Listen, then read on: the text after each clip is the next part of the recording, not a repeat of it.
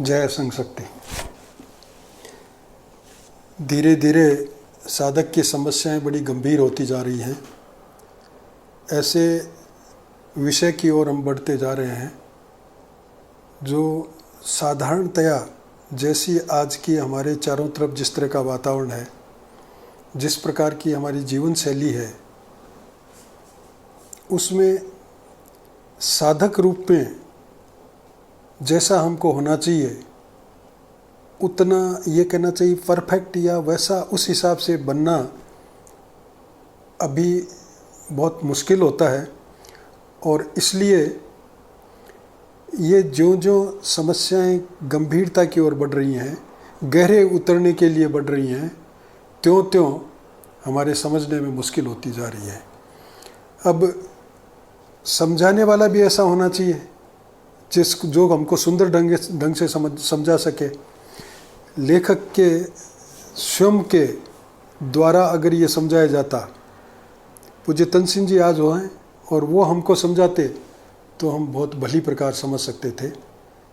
और बिल्कुल समझ में नहीं आता तो भी कम से कम एक ऐसा आधार बन जाता जिसके ऊपर कदम बढ़ाकर हम इसको अपने जीवन में उतार सकते थे, अनुभव कर सकते थे। लेकिन वो स्थिति तो नहीं है, तो फिर हम प्रयास तो करें। और इसलिए हम पढ़ रहे हैं, समझने का प्रयास करते हैं।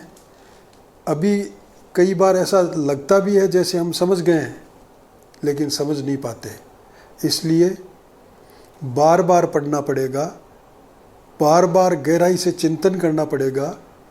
और फिर जहाँ कहीं भी जो प्रश्न सुलझे नहीं हों, उन प्रश्नों को सुलझाने के लिए हमें नोट कर लेना चाहिए, अपनी डायरी में नोट कर लेना चाहिए। और उन प्रश्नों को जब कभी भी हम हमारे किसी अग्रणी स्वयंसेवक से मिलते हों, संघ प्रमुख साहब से मिलते हों, तो हमको वो प्रश्न रखने चाहिए ताकि समझने में थोड़ी आसानी रहेगी। आज हम नया प्रकरण शुरू कर रहे हैं, श्रद्धा का भ्रम। साधना पथ की समस्याओं में एक ये भी समस्या है कि साधक को अपनी उपलब्धियों के विषय में प्राय भ्रम हो जाता है। साधक चलता है और चलते चलते उसने जो कुछ अपने जीवन में हल्का सा परिवर्तन किया है, सबके साथ सामूहिक रूप से चलते चलते भी हमारे जीवन में कुछ ऐसी बातें आती हैं जो स्वतः आ जाती हैं, क्योंकि ये प्रणाली ऐसी है, सामूहिक संस्कारमयी प्रणाली, जिसमें हम अपने आप कहीं ऐसा महसूस करना शुरू कर देते हैं कि मैं सीख गया, मैं इस साधना के अनुकूल बन गया, मैं इस साधना में बराबर निरंतर बढ़ रहा हूँ। कोई उपलब्धि छोटी सी होती है लेकिन उसको भी हम बड़ी मान लेते हैं और इस तरह से भ्रम पैदा हो जाता है। उसे उपलब्धि का विश्वास हो जाता है, जबकि वास्तव में उसने वह उपलब्धि प्राप्ति नहीं की है। हम इतने वर्षों से संघ में आ रहे हैं, हम शिविरों में जा रहे हैं, हम शाखाओं में जा रहे हैं, हम कार्यक्रम करते हैं, हम प्रचार प्रसार के लिए निकलते हैं, हम सब मिलजुल के रहते हैं, तो हमको ये भ्रम हो जाता है कि हम तो संघ के सच्चे स्वयंसेवक बन गए, लेकिन बने नहीं हैं। और भ्रम हो गया हमको, हमने मान लिया है। ये विश्वास वास्तव में विश्वास का भ्रम ही है। ऐसा जो हम कर बैठते हैं, विश्वास कर बैठते हैं कि अब हमने बहुत कुछ पा लिया है, वास्तव में ये तो विश्वास का भ्रम है। विश्वास नहीं है बल्कि भ्रम है। ठीक इसी प्रकार अनेक साधक अपने आप को श्रद्धा संपन्न समझते हैं, जबकि उनमें वास्तविक श्रद्धा अभी तक विकसित नहीं हुई है। इसी प्रकार संघ के मार्ग पर चलते चलते स्वयंसेवक कई बार ऐसा महसूस करना शुरू कर देता है कि अब मेरी संघ के प्रति पूर्ण रूप से श्रद्धा है। वास्तव में वो श्रद्धा है नहीं, लेकिन क्योंकि कोई ऐसी बाधा आई नहीं जो हमको ये स्पष्ट कर दे कि श्रद्धा मानता था वो श्रद्धा बनी नहीं। श्रद्धा थी तो अब ये मुश्किल कैसे आ गई। इसलिए संघ के प्रति या संघ के संघ प्रमुख के प्रति, या जो हमको दिखता है कि ये मार्गदर्शक है, उसके प्रति हमारे मन में श्रद्धा जागृत होगी, ऐसा हमको वहम हो जाता है, भ्रम हो जाता है, जबकि वो श्रद्धा नहीं है, हमने मान ली है। वास्तविक श्रद्धा अभी विकसित ही नहीं हुई। साधक की यह समझ कि वह श्रद्धा संपन्न है, सत्य नहीं सत्य का भ्रम है। तो ये जो उसने एक कल्पना कर ली है या मान लिया है, वो केवल भ्रम है। वो भ्रम को ही सत्य माने बैठा है कि मैं श्रद्धा संपन्न हो गया, मेरी अभी पूर्ण रूप से संघ में श्रद्धा है, मेरी पूर्ण रूप से संघ के संघ प्रमुख के प्रति श्रद्धा है। लेकिन वो वास्तव में हुई नहीं है। साधक की यह समझ कि वह श्रद्धा संपन्न है, सत्य नहीं सत्य का भ्रम है, साधक ही लेता है।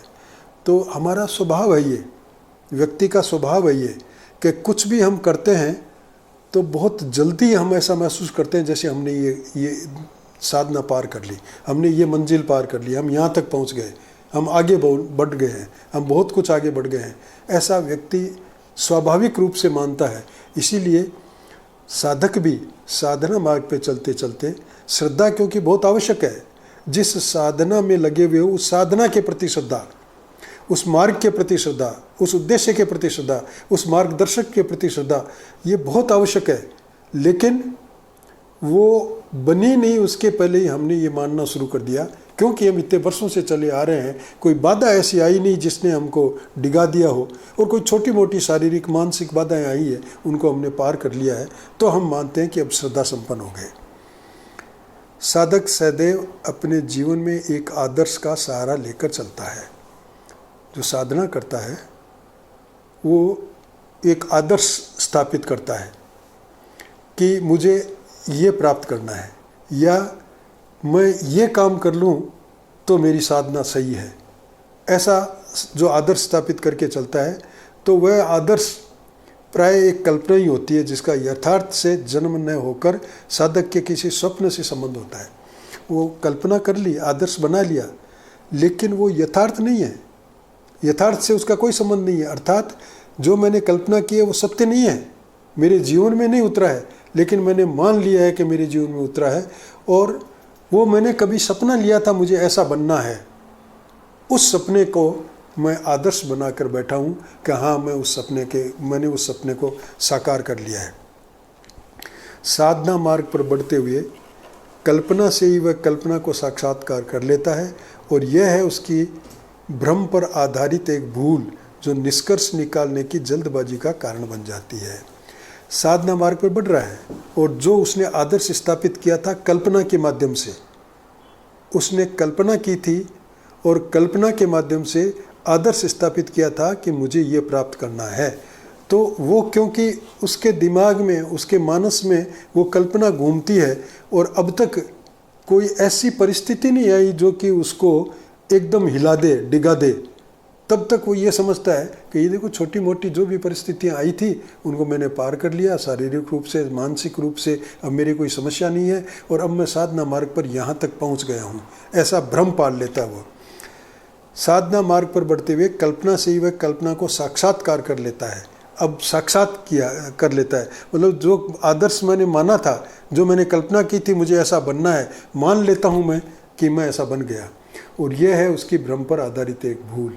ये मात्र एक भूल है जो भ्रमवश पैदा हो गई है, और इसलिए हो गई है कि परिणाम निकालने की हमको जल्दबाजी है कि ये परिणाम हो गया, ये हो गया। वो अभी परीक्षित कहाँ है, उसकी परीक्षा कहाँ हुई, उसके सामने इस मार्ग में आने वाली बाधाएं कहाँ आई, वो नहीं आई। तब तक व्यक्ति ऐसा महसूस करता है कि मैंने ये प्राप्त कर लिया, ये उसकी भूल है, वो उसका भ्रम है। आदर्शों के संबंध में मानसिक चिंतन करते हुए साधक आदर्श का मानसिक साक्षात्कार करता है। आदर्श तय किया कि मैं संघ का स्वयंसेवक हूँ, मैं संघ में बराबर चलता रहूँगा, संघ में जो मेरे को काम दिया जाएगा मैं करूँगा, संघ का संघ प्रमुख मेरा मार्गदर्शक है, और इस हिसाब से जो कुछ वो कहेगा मैं करूँगा। ऐसे उसने दिमाग में बात बैठा ली, और बैठा के वो चल रहा है, काम कर रहा है, कोई अड़चन नहीं आई।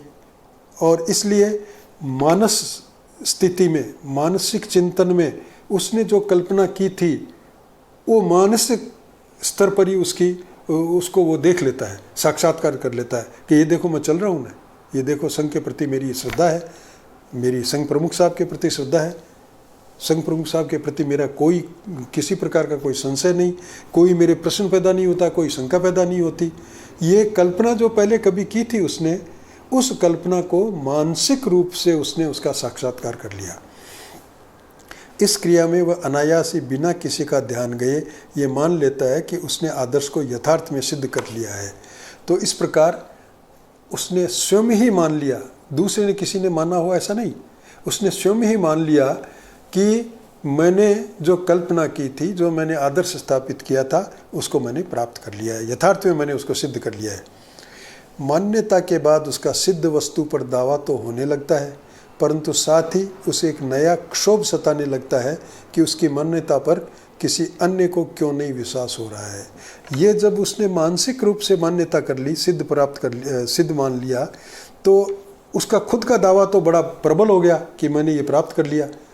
लेकिन फिर उसको ये एक चिंता होती है, क्षोभ होता है, क्रोध आता है, ये क्या है, कैसे लोग हैं, ये मानते क्यों नहीं कि मैं संघ में श्रद्धा रखता हूँ, ये मानते क्यों नहीं कि मैं संघ प्रमुख में पूर्ण श्रद्धा रखता हूँ। ये इस प्रकार का उसको क्षोभ पैदा हो जाता है, क्योंकि दूसरों ने उसको उस हिसाब से देखा नहीं। उसका दावा प्रबल बनता रहता है और वह अपनी सच्चाई की निश्चितता पर विश्वास कर लेता है। धीरे धीरे चलते चलते दावा मजबूत हो गया और उसने पक्का कर लिया कि जो मैंने आदर्श स्थापित किया था उसको मैंने पा लिया। ऐसे समय में साधना की नवीन गहराइयों को परीक्षा मानकर उसमें खरा उतरने का मोह उसे गहराइयों में न उतार कर उनसे पार लगने की प्रेरणा देता है।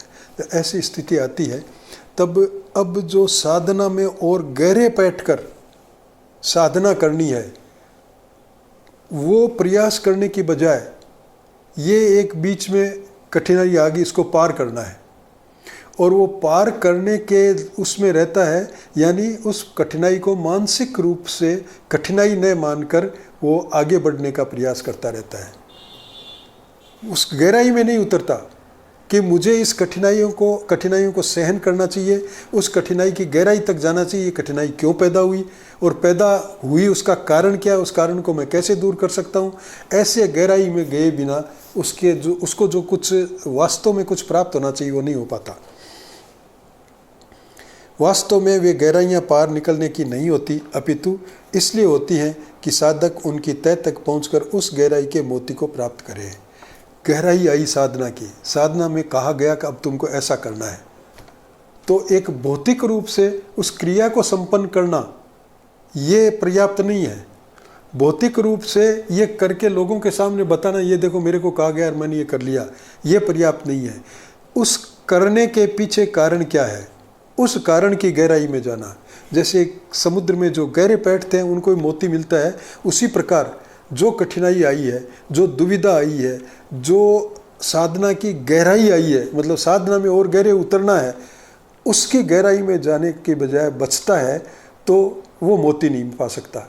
उस गहराई से जो उसको जीवन में एक अद्भुत सफलता या सिद्धि मिलती, वो नहीं मिल पाएगी। सिद्धि का अर्थ कोई इस हिसाब से नहीं कि भाई वो कुछ कहे वैसा का वैसा हो जाए। सिद्धि का अर्थ कि साधना को उसने और गहरा दृढ़तर कर लिया, मजबूत बना लिया। इस प्रकार साधना क्षेत्र के नवीन प्रयोगों से अछूता रहकर वह अपनी यत्किंचित काल्पनिक सिद्धियों की पुष्टि के लिए बेता बना रहता है। तो साधना क्षेत्र की जो गहराई में उतर के और जो प्रयोग हम पर किए जा रहे हैं, उन प्रयोगों से बचने का प्रयास करता है, बचता है, और यत्किंचित जो उसने पाया था, जो कुछ बाता है, उसी पर अपनी आस लगाए बैठा है, उसी पे दावा कर रहा है, उसी पे सिद्धियों की पुष्टि कर रहा है कि मैंने ये प्राप्त कर लिया। ये केवल बेताब बना रहता है, मतलब उसी को लोगों को बताने के लिए उसके पास यही रह जाता है। जबकि जो प्रयोग किए जा रहे हैं, साधना में जो बातें बताई जा रही है, साधना का जो तरीका बताया जा रहा है, उन प्रयोगों के माध्यम से हम जहाँ तक पहुँच सकते हैं वो मंजिल हम नहीं पा सकेंगे। साधक जीवन में इस प्रकार के भ्रम का पैदा हो जाना स्वाभाविक ही है। हमारा साधना पथ में आत्मसमर्पण का दावा वास्तव में हमारा विश्लेषण चाहता है। साधक जीवन चल रहा है, कठिनाइयाँ आएगी, और साधक जीवन में साधक जब मार्ग पे चलता रहता है, साधना पे चलता रहता है, तो जो मानसिक रूप से इस तरह का चिंतन करता है, शारीरिक रूप से उसने पार कर लिया, मानसिक रूप से समझता है मैं पार करके आ गया, तो उस मानसिक धरातल पे उसने जो चिंतन किया वैसी कल्पना करके उसको अपना आदर्श मानकर वो रुक जाए, ऐसी संभावनाएं बहुत हैं। साधक जीवन में ऐसा आ सकता है। हमारा साधना पथ में आत्मसमर्पण का दावा वास्तव में हमारा विश्लेषण चाहता है। ये कोई एक दो आदमी में आ गए हो ऐसा नहीं, हर आदमी में आता है, हर एक में आ सकता है। इक्के दुक्के ऐसे होंगे जो इससे बच जाएं, जो पूर्ण रूप से गहराइयों में रात दिन उतरते जाएं। बाकी हर एक के सामने ये स्वाभाविक है। हर कोई साधना क्योंकि कठिन होता है, ऊपर चढ़ने जैसी होती है, ऊर्ध्वगामी होती है, इसलिए उसमें इस प्रकार के जो भ्रम पैदा होते हैं वो स्वाभाविक है। हमारा साधना पथ में आत्मसमर्पण का दावा वास्तव में हमारा विश्लेषण चाहता है। मैंने दावा कर लिया कि साधना पथ पर मेरा आत्मसमर्पण हो गया, अब मैं पूर्ण रूप से समर्पित हूँ इस काम के लिए, इस साधना के लिए। ये जो हम दावा करते हैं उस दावे का विश्लेषण होना चाहिए, उसका ऑडिट होना चाहिए कि ये दावा सही है क्या, कैसे मानता हूँ कि मैं सही है। ये दावा मैं कर रहा हूँ और कल को कोई इस प्रकार की कठिनाइयाँ आ जाए तब भी क्या मैं रह सकता हूँ, आत्मसमर्पण की बात की कर सकता हूँ। कल को कोई मेरी यहाँ उपेक्षा करे, कल को कोई मेरा यहाँ अपमान करे तो भी क्या मैं रुक पाता हूँ। इस प्रकार के स्वयं प्रश्न उठाकर उसका विश्लेषण करना चाहिए कि ये मेरा आत्मसमर्पण कितना गहरा है। आत्मसमर्पण एक कर्म है और कोई कर्म बिना कारण नहीं होता है। आत्मसमर्पण करना भी एक कर्म है। वो कर्म कोई हाथों से करने वाला या भौतिक रूप से करने वाला नहीं है, लेकिन वो अपने आप को समर्पित करने की जो भावना है उस भावना को वहाँ देना वो भी कर्म है। वो आत्मसमर्पण का जो कर्म है उसका कारण क्या था, मैंने क्यों किया था आत्मसमर्पण, इस प्रकार से उसको सोचना प्रारंभ करना चाहिए, क्योंकि बिना कारण तो कोई आत्मसमर्पण होता ही नहीं है। जिस प्रकार बिना कारणों का ज्ञान हुए कर्म का सम्यक ज्ञान नहीं होता, उसी प्रकार आत्मसमर्पण के कारण ज्ञान बिना आत्मसमर्पण के कर्म का सम्यक संपादन ही नहीं हुआ।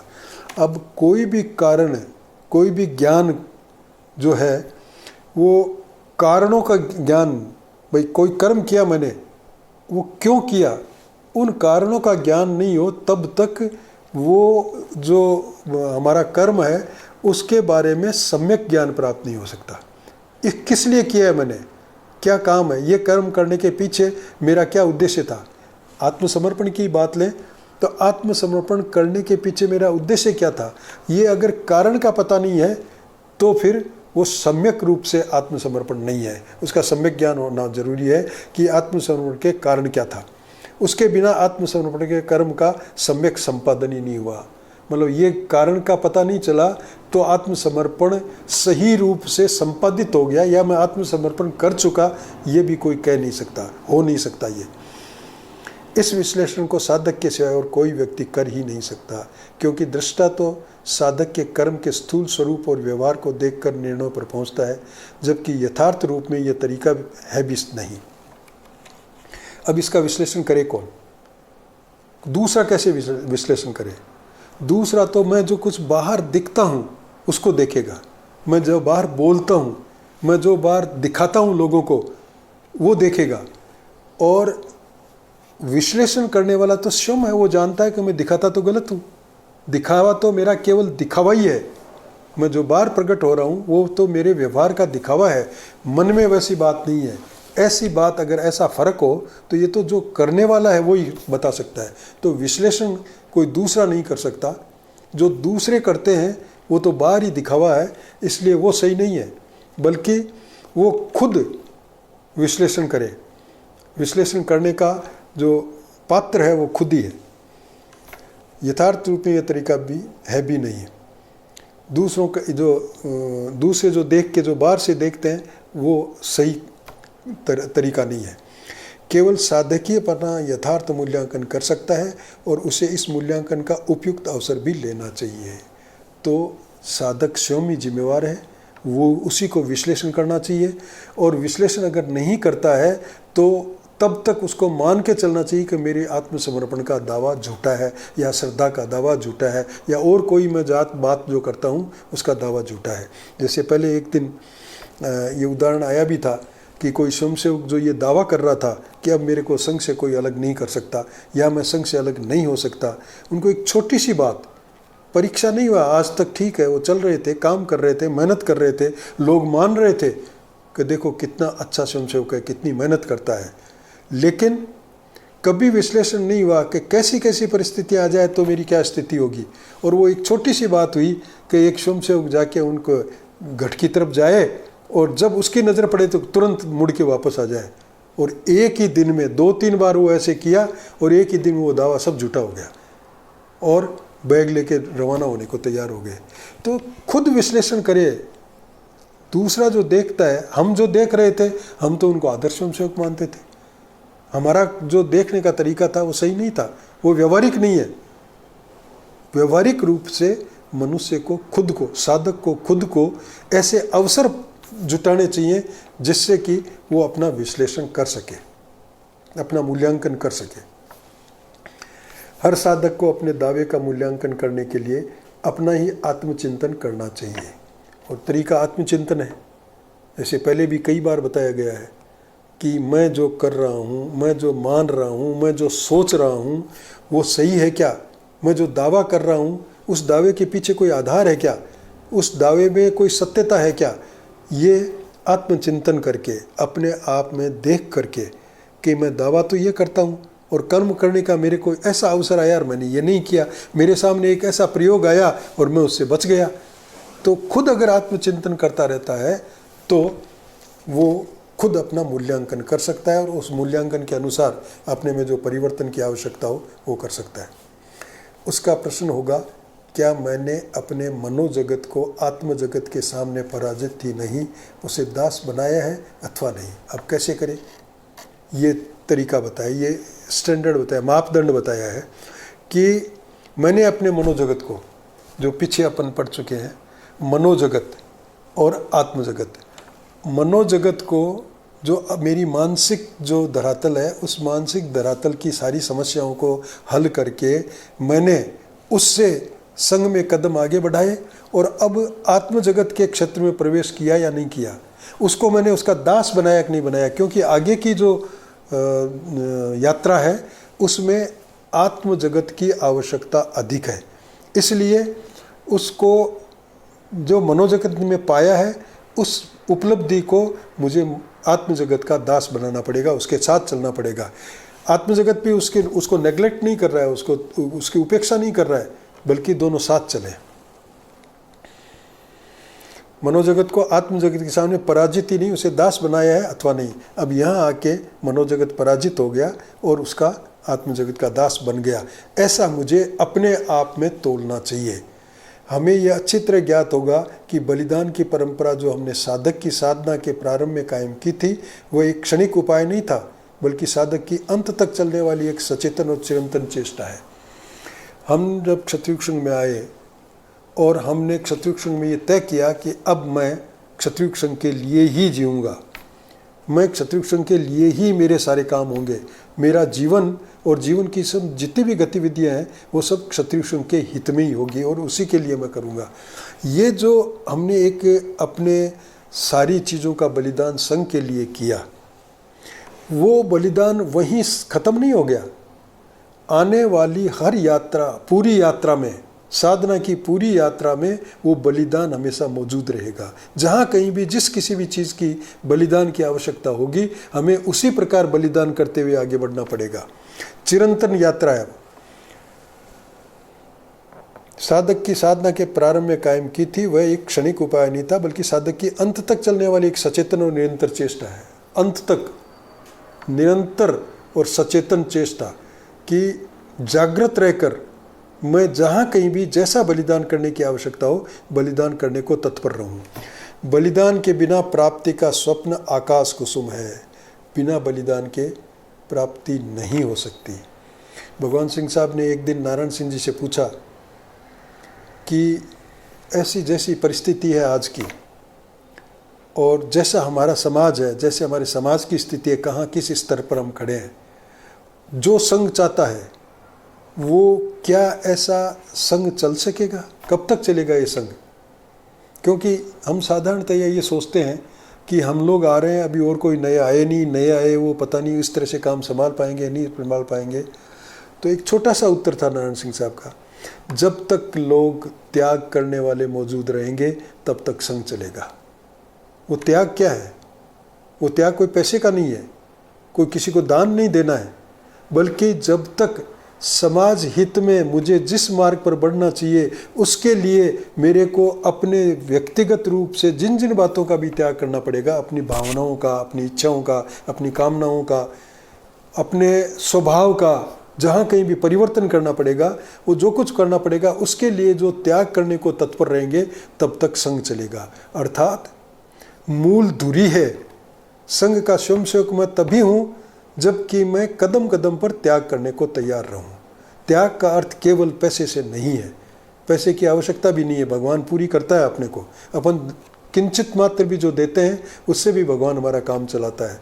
लेकिन त्याग की आवश्यकता इन शब्दों में कि मेरे पास जो कुछ भी मेरे भाव है, मेरा हृदय है, मेरे जिस तरह का मेरा स्वभाव है, स्वभाव में क्या परिवर्तन लाना, मेरे भावों में क्या परिवर्तन लाना, और उनको लगातार संघ का बनाए रखना, संघ में बनाए रखना। ऐसा जब तक करने वाले लोग होंगे तब तक संघ चलेगा, आगे बढ़ेगा, निरंतर प्रगति करेगा। और उसके बिना तो, बलिदान के बिना तो ये जो हम प्राप्ति की बात करते हैं, आकाश कुसुम, आकाश में कभी फूल नहीं खिलते हैं। मनोजगत का आत्म जगत के प्रथम सोपान पर ही बलिदान का उत्सव धूमधाम से मना लिया जाना चाहिए। जो हमारा मनोजगत, जो अब तक हम मानसिक रूप से जिस तरह से सारी तैयारी करके आए हैं, हमने सीखा है, समझा है, संघ को मानसिक रूप से समझने का प्रयास किया है, उन सब को यहाँ जब हम आत्म जगत के क्षेत्र में प्रवेश करते हैं तो ये मनोजगत अब समाप्त हो गया। अब तो आत्म जगत की चलेगी, मनोजगत उसका सहायक बन के, दास बन के चलेगा। उसका उत्सव मना लो। होता क्या है, लेकिन सच ये है कि हम उत्सव तो मनाते नहीं, मान लेते हैं। उत्सव मनाने का अर्थ तो ये है कि उस प्रकार का आनंद हम में जागृत हो कि देखो आज मैं यहाँ तक एक कदम आगे और बढ़ गया हूँ। लेकिन वो काम तो करते नहीं है और स्वतः ये समझ लेते हैं, मान लेते हैं, ये मानकर चलते हैं कि हाँ हमारा मनोजगत जो है वो आत्म जगत का दास बन गया। अधिक से अधिक हम ये कह सकते हैं कि हमने मनोजगत का बलिदान का संकल्प कर लिया है। बस ज़्यादा से ज़्यादा उस समय हुआ तो क्या हुआ है कि एक संकल्प कर लिया हमने कि ठीक है हम इसको ख़त्म करेंगे, हम मनोजगत के आधार पर नहीं चलेंगे, मनोजगत को आत्म जगत का, हमारी जो भावनाएं जिस ढंग से बहनी चाहिए उन भावनाओं का दास बनाएंगे। यह संकल्प मानसिक क्रिया से अधिक और कुछ नहीं है। अतः मनोजगत के बलिदान की अपेक्षा हम मनोजगत का ही सहारा लेकर बलिदान के दावे को यथार्थ मान लेते हैं। तो ये जो स्थिति है ये सिर्फ मानसिक क्रिया है। ये जो हमने संकल्प ले लिया ये मानसिक क्रिया है। अभी तक हमने उस हिसाब से अपनी आत्मा को उस मार्ग पे नहीं चलाया है, उस हिसाब से हमने दर्शन की ओर हम नहीं बढ़े हैं, उस हिसाब से हमने श्रद्धा की ओर, आत्मसमरण की ओर बढ़ावा नहीं किया, एक कदम भी नहीं बढ़ाया है। मनोजगत के बलिदान की अपेक्षा हम मनोजगत का ही सहारा लेकर बलिदान तो नहीं किया, उसकी बजाय उसी मनोजगत का ही सहारा लेकर बलिदान का दावा किया कि हाँ मैंने बलिदान कर दिया। ये तो मानसिक क्रिया ही है ना। तो मानसिक क्रिया से हमने ये दावा जरूर किया है कि हमने बलिदान कर दिया, अब मैं संघ का हो गया, अब मैं संघमय बन गया, अब मैं, मेरे जीवन में जो कुछ भी है सब संघ का है। तो ये जो स्थिति है वो अभी तक केवल आत्मविश्लेषण न करने के कारण ऐसा मान लिया जाता है। साधना में बलिदान का अर्थ विसर्जन नहीं है। यहाँ बलिदान स्वरूप परिवर्तन जरूर है, किंतु रचनात्मक विकास के रूप में। बलिदान का अर्थ क्या? कोई सिर कटाना नहीं है, लो मेरा सर काट लो, मैं तैयार हूँ समाज के लिए। आपका सर काटने से समाज के लिए कोई ज़रूरी नहीं है। लेकिन परिवर्तन, ये भी नहीं कि लो मैंने तो घर बार छोड़ दिया, मैं संघ के लिए आ गया हूँ, ये भी बलिदान नहीं है। बलिदान है परिवर्तन। काय का परिवर्तन? रचनात्मक परिवर्तन। यहाँ बलिदान स्वरूप परिवर्तन जरूर है। अपने जीवन में, अपने जीवन का व्यवहार, स्वरूप रचनात्मक रूप से परिवर्तित हो, पॉजिटिव रूप में परिवर्तित हो। उदाहरणार्थ बीज का बलिदान अंकुर के रूप में और अंततोगता वृक्ष के रूप में अपने ही जैसे करोड़ों बीजों के उत्पादन के लिए होता है। बीज एक छोटा सा है, उसने अपना बलिदान किया तो उसमें से अंकुर निकला, तो उसका अस्तित्व खत्म नहीं हुआ, उसका रूप परिवर्तित हो गया, अब वो अंकुर के रूप में आ गया। उस अंकुर ने धीरे धीरे बढ़ते बढ़ते एक छोटे पौधे के रूप में, फिर एक बड़े पेड़ के रूप में अपना अस्तित्व बना लिया। और वो जो मूल रूप से जो बीज था वही है जो परिवर्तित होते होते वृक्ष तक पहुंच गया, और उसके जो वृक्ष के फल लगे, उसमें जो बीज निकले हजारों के रूप में, अपने ही जैसे बीज उसने तैयार कर दिए। ये परिवर्तन है बलिदान का अर्थ। बलिदान का अर्थ ये नहीं है कि बीज है उसको मसल के फेंक दो। बलिदान का अर्थ ये नहीं है कि मैं मर जाऊं या मैं गला काट के समाज के लिए सौंप दूं। ये नहीं, ये चाह नहीं है। चाह ये है मैं अपने स्वरूप का परिवर्तन करूं और रचनात्मक परिवर्तन करूं। जिस तरह से बीज का उदाहरण दिया है, उसी तरह मैं अपने जीवन में परिवर्तन करके और जो मेरी साधना है उस साधना के मार्ग पे पौधा बनूं, वृक्ष बनूं और फल पैदा करूं और बीज, नए नए बीज तैयार करूं। उपरोक्त अवतरण में बलिदान भी बीज के रचनात्मक विकास के अर्थ में प्रयुक्त हुआ है। इस अवतरण में ऊपर जो अपने बलिदान की बात की थी, वो बलिदान इसी तरह जैसा बीज ने बलिदान करके अपना रूप परिवर्तित किया और रूप परिवर्तित करके कितने हजारों लाखों की संख्या में नए बीज पैदा कर दिए, इसी रूप में यहाँ बलिदान का अर्थ लिया गया है। हमारी साधना में भी जहाँ कहीं बलिदान शब्द का प्रयोग होता है वह भी इसी विशिष्ट अर्थ में है।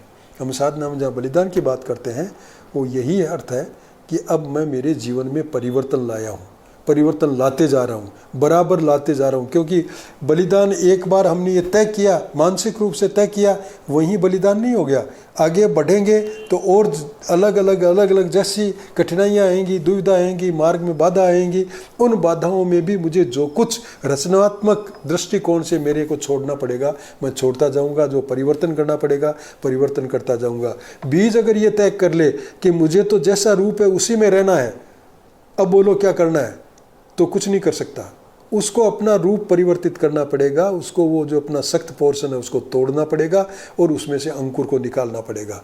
ये जो परिवर्तन है, मैं जैसा हूँ वैसा वैसा मैंने संकल्प कर लिया मैं संघ का हूँ और अपने जीवन में परिवर्तन नहीं लाऊं तो किसी काम का नहीं मैं संघ के लिए। लेकिन मैं संघ का हूँ ये संकल्प किया, फिर मैंने जीवन में परिवर्तन लिया आया, मैं व्यवहार लाया, मैं संघ के अनुसार चला, संघ की आज्ञा के अनुसार चला। संघ में जो मेरे पर जो जो प्रयोग किए गए उनको अपनी परीक्षा मानकर उसमें गहराई से उतरा, साधना में गहराई से उतरता गया और ऐसे बढ़ते बढ़ते मैं अपना प्रभाव क्षेत्र बढ़ाता हूँ। उस प्रभाव क्षेत्र में लोग आकर्षित होकर आते हैं। मैं अपने संघ के जो मेरा उद्देश्य है उसको लोगों में प्रचारित करता हूँ और मैं स्वयं भी धीरे धीरे ऊर्ध्वगामी साधना से आगे बढ़ता रहता हूँ। ये है बलिदान का अर्थ। यदि बढ़ा चढ़ाकर भी हम साधना के इस चौराहे पर अपनी प्राप्तियों का लेखा जोखा करें तो यही है कि हमने शरीर की सुख सुविधा का त्याग कर दिया, कुछ अंशों में मानसिक सुख सुविधाओं से भी मुक्ति प्राप्त की है, किंतु सभी प्रकार के सुख भोगों का हम परित्याग नहीं कर सके हैं। अब हमारी स्थिति देखें, हम जांच करें जरा हमने क्या किया है। तो ऐसा नहीं कि हमने कुछ नहीं छोड़ा, हमने छोड़ा है। क्या छोड़ा है? मामूली सुख सुविधाएं छोड़ी है। भयंकर गर्मी का समय होता है मई का, और उस समय ओटीसी में हम जाते हैं और पेड़ों की छाया में रहते हैं, कहीं मकान मिलते हैं, तो ऐसी धूप में भी जो जितनी दिन भर की कार्रवाई होती है वो सब सहन करते हैं। कोई ज़रूरी नहीं कि वहाँ पंखे लगे हुए हों, जहाँ मकान मिल जाते हैं वहाँ भी पंखे नहीं मिलते, और पेड़ों के नीचे रहते हैं वहाँ अगर हवा भी चलती है तो लू चलती है, वो हम सहन कर लेते हैं। सर्दी के दिनों में भी हम कर लेते हैं। छोटा मोटा कोई काम बताए इधर उधर भागना दौड़ना करना पड़े वो भी कर लेते हैं। तो शारीरिक सुख सुविधा का त्याग हमने किया है, ये उपलब्धि है हमारी। और इसी तरह मानसिक सुख सुविधाओं में भी जहाँ कहीं भी हमारे मन में नहीं जस्ती थी, लेकिन फिर भी भाई संघ की ये बात है तो अपने मन की बात को छोड़कर उसको भी अपनाने का प्रयास किया है। लेकिन फिर भी हम सब प्रकार के सुख भोग छोड़ चुके ऐसा हम दावा नहीं कर सकते। फिर भी कुछ न कुछ सुख प्राप्ति की रहती है आशा। कम से कम हम यही करते हैं कि संघ के लिए काम करने के लिए मेरे को ये सुविधा मिल जाए। वो भी इच्छा तो है, कामना तो है कि मेरे को गाड़ी मिल जाए तो मैं संघ के लिए दौरे करूं, ये भी कामना है। ये सुख भोग भी हम छोड़ नहीं सके। अगर ऐसा भी हम छोड़ते हैं तो हमने एक कदम और आगे बढ़ा लिया कि सुख सुविधाओं को किसी भी प्रकार का हो, उनको सबको छोड़ दें तो हमारा कदम आगे बढ़ता है। यथार्थ में हम सोचने लग जाते हैं कि ऐसे त्याग की अपेक्षा उनका संचय हमारे लिए अधिक काम का है। और जो सुख सुविधा जो अब तक हम नहीं छोड़ सके, तो उन सुख सुविधाओं में लिप्त होने के लिए हम चाहते हैं कि आज ही नहीं, आगे भी हमको ये सुख सुविधाएं मिलती रहे, इसके लिए संचय करो, इकट्ठा करो। ये भावना अभी तक समाप्त नहीं हुई। ये बलिदान नहीं है। साधना में, बल्कि हर प्रकार की साधना में संचय ही स्वार्थ का जनक है और स्वार्थ ही मृत्यु का प्रकट रूप है।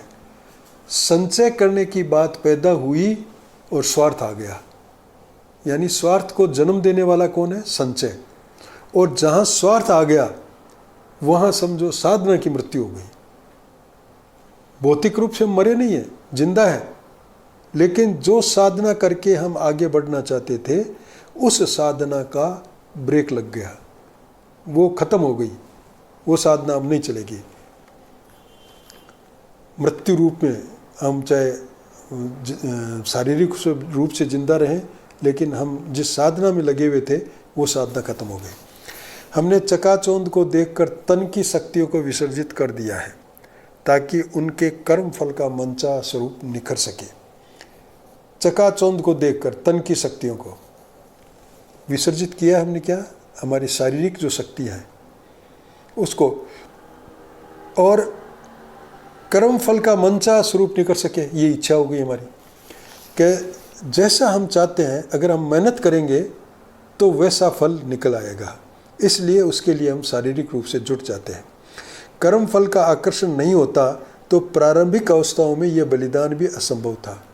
अगर ऐसा आकर्षण नहीं होता तो शुरू में जब हम संघ में आए थे तब भी इस प्रकार का भाव हमारे मन में नहीं आता कि भाई अब मुझे तो संघ के रूप में ही काम करना है। लेकिन संघ है, बढ़ रहा है, इतना बड़ा है, ये बढ़ेगा और अब ये धीरे धीरे बढ़ेगा, समय लगे कोई बात नहीं, लेकिन संख्या निरंतर बढ़ती जाएगी।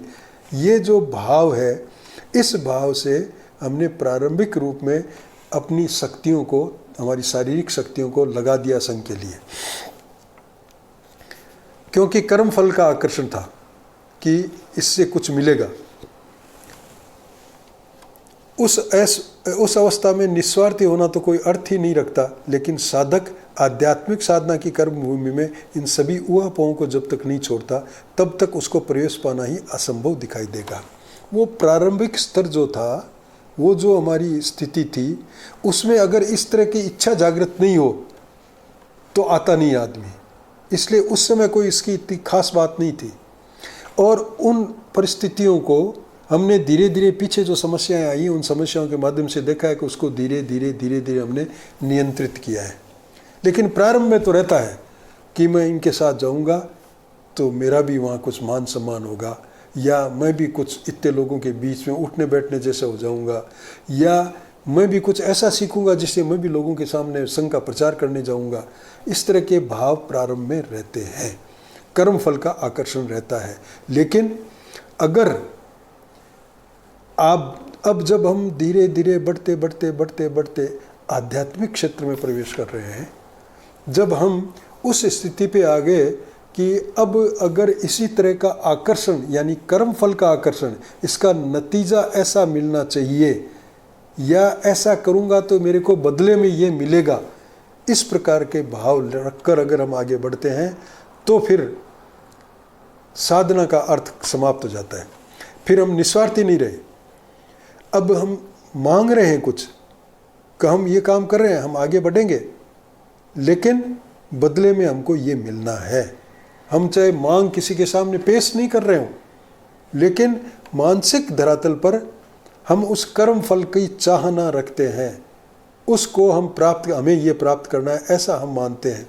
और आध्यात्मिक क्षेत्र में जो साधना की कर्म भूमि है, उसमें अगर इसी प्रकार का स्वार्थ लेकर हम चलें, कर्म फल का परिणाम हमको हमारे अनुकूल मिले या हमको ऐसा मिले, इस प्रकार का भाव लेके हम आते हैं, इनको अगर नहीं छोड़ते हैं तो आध्यात्मिक साधना में प्रवेश भी नहीं पा पाते।